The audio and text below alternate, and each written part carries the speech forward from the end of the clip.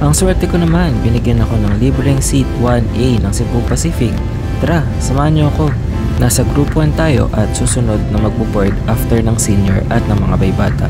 Ang presyo ng premium seat ay 300 pesos o aabot hanggang 600 pesos kung hindi ito nakabundle.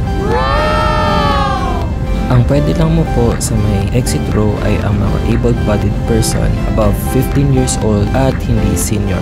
Basahin mabuti ang manual para sa emergency exit. Ayan na, sasara na ng stewardess ang pintuan.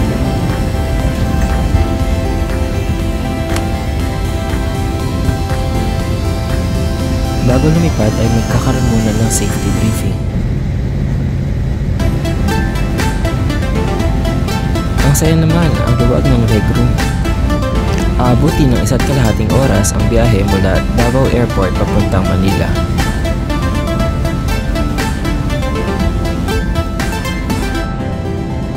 Itong naging flight path ng eroplano namin. Dumaan ng Bohol, Cebu, Iloilo at Batangas.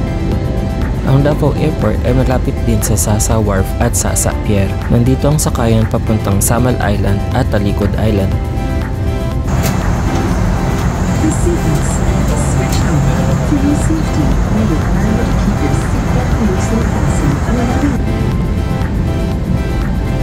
Masarap matulog sa unahan lalo na't hindi masakit sa binti.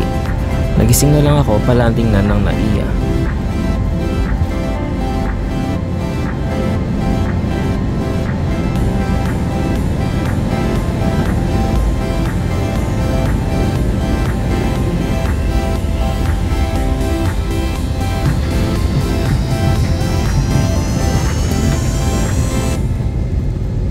Pagbukas ng pinto, syempre, tayo ang unang lalabas.